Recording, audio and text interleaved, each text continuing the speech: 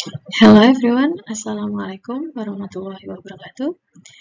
This time we will learn about arthrology. Arthrology adalah cabang ilmu anatomi yang mempelajari tentang sendi atau joint. Ya. Arthrology yang terdiri dari dua kata, yaitu arthron dan logos, yang berarti sendi. Logos itu ilmu yang mempelajari tentang persendian, atau secara istilah anatomi disebut dengan artikulasio atau artikulasio, merupakan pertemuan antara dua tulang atau lebih dari komponen kerangka. Sendi sendiri terbagi menjadi tiga kategori, yaitu sendi fibrous atau synarthrosis, sendi tulang rawan atau cartilaginea amfiarthrosis, dan sendi sinovial atau diarthrosis. Kita akan belajar satu persatu. Mulai dari sendi fibrous dulu atau synarthrosis, merupakan sendi yang tidak dapat bergerak dan sifatnya merekat kuat ya, pada tulang.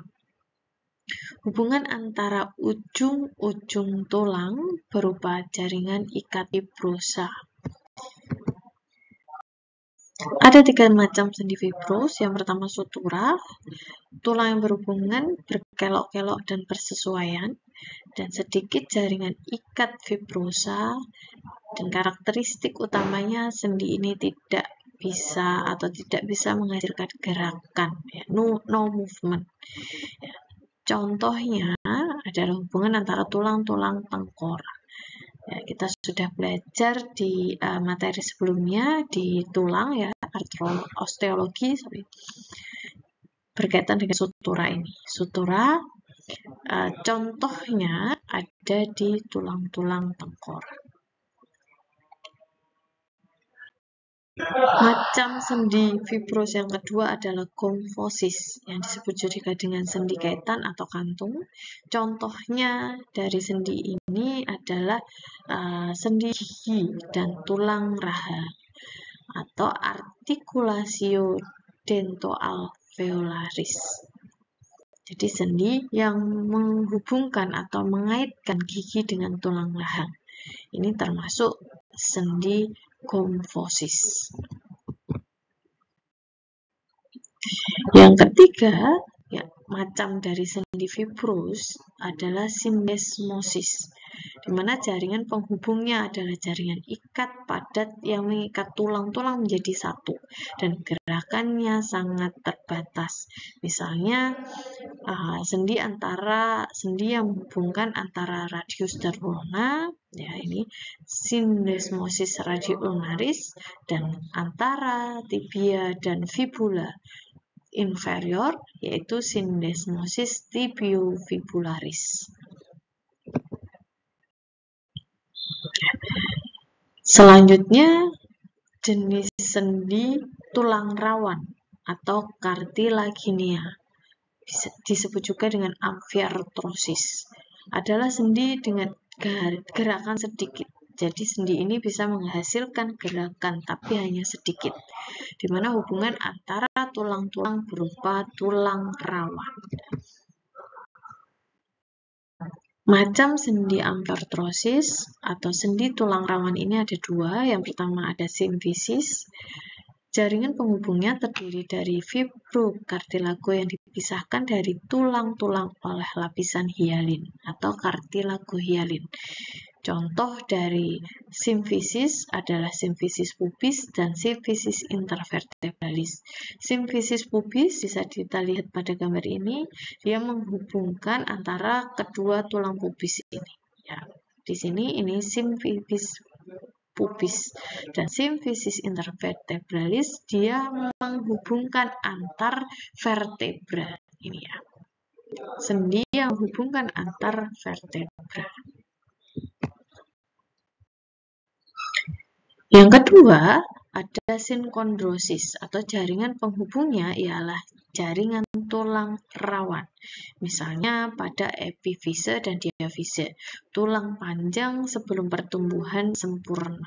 Jadi di sini ya itu ada jaringan penghubung atau sendi penghubung yang disebut sinkondrosis.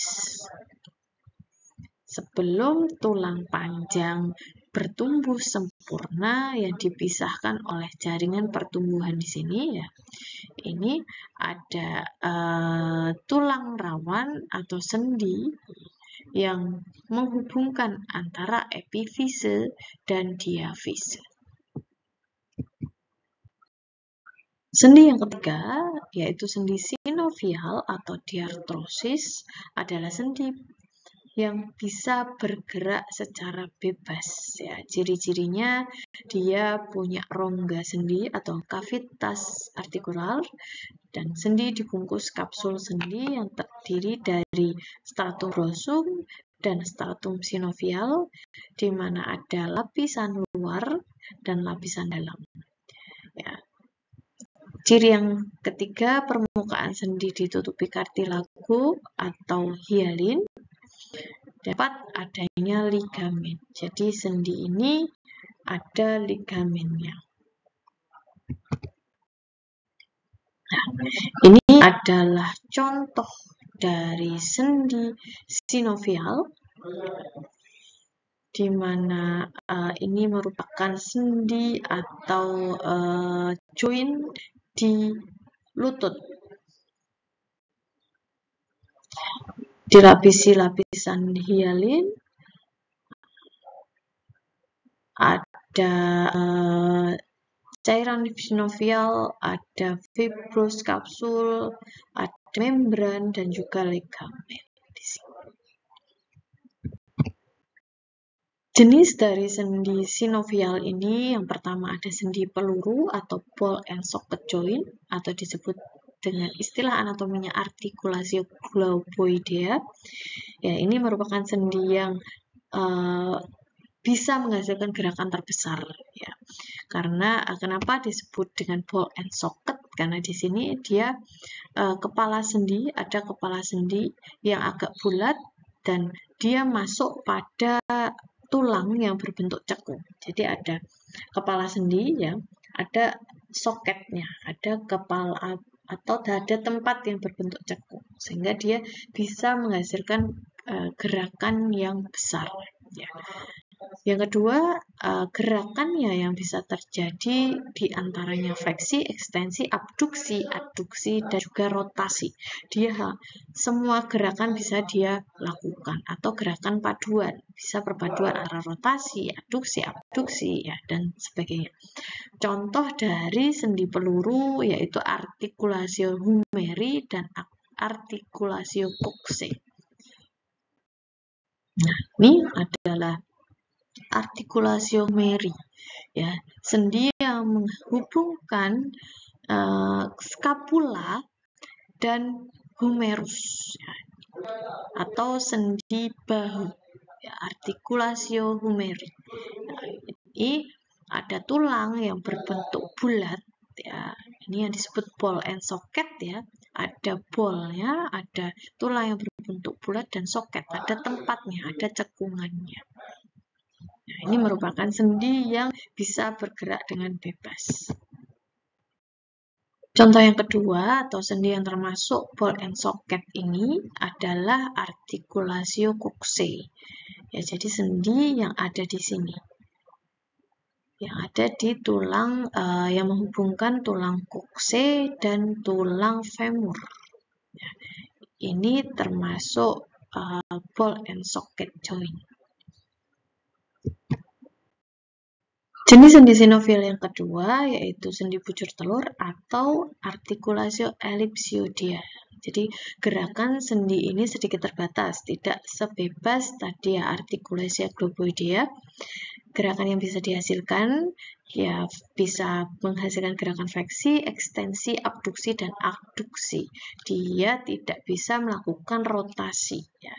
Contohnya pada persendian metakarpophalangeal dan jari tangan. Jadi sendi-sendi yang menghubungkan metakarpal, ya, metakarpal dengan jari tangan. Ya, di sini sendinya ini merupakan sendi bujur telur. Ya, ini sendi bujur telur yang menghubungkan antara metakarpofalangeal dan jari tangan. Jenis sendi sinovial yang ketiga yaitu sendi geser atau gliding, atau bisa disebut dengan plane arthrodial, yang secara istilah anatominya disebut artikulasio plana. Ya, permukaan sendi berbentuk tak beraturan, biasanya datar dan lengkung. Gerakan yang bisa dilakukan hanya menggeser saja, contoh sendi pada intermetakarpal, sendi intermetatarsal, processus articularis vertebrae. Nah, ini sendi antara intermetakarpal, ya, antara intermetakarpal ini, atau sendi antara intermetatarsal. Ya, di sini gerakannya hanya bisa menggeser saja. Oke.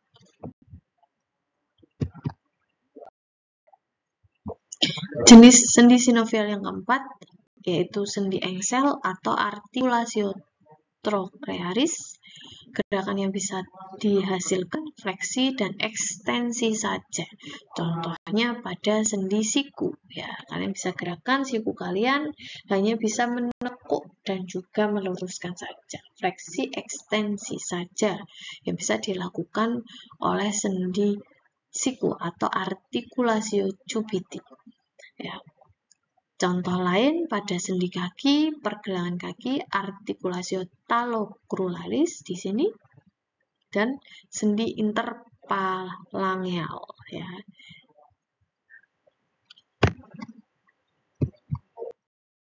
Jenis sendi sinovial yang kelima yaitu sendi putar atau pivot, disebut dengan artikulasio trochoidea. Contoh dari sendi trochoidea ini adalah artikulasio radioulnaris, di mana dia menghubungkan antara tulang radius dan ulna, dan juga artikulasio atlantoepistropika pada waktu rotasi kepala. Jadi sendi ini berperan saat gerakan rotasi pada kepala. Jenis yang keenam adalah sendi pelana atau artikulasio selaris. Bentuk sendi seperti pelana, ya, pelana kuda, dan gerakan yang bisa dihasilkan fleksi, ekstensi, abduksi, dan adduksi. Contoh dari artikulasio ini pada karpometakarpal dan ibu jari. Jadi artikulasio karpometakarpal dari ibu jari ini termasuk sendi pelana jenisnya, ya. Hanya pada ibu jari, ya, pada jari-jari. Again, that's all discussion about the arthrology topic. Thanks for your attention, and don't forget to take the quiz on the description as your present. See you next meet.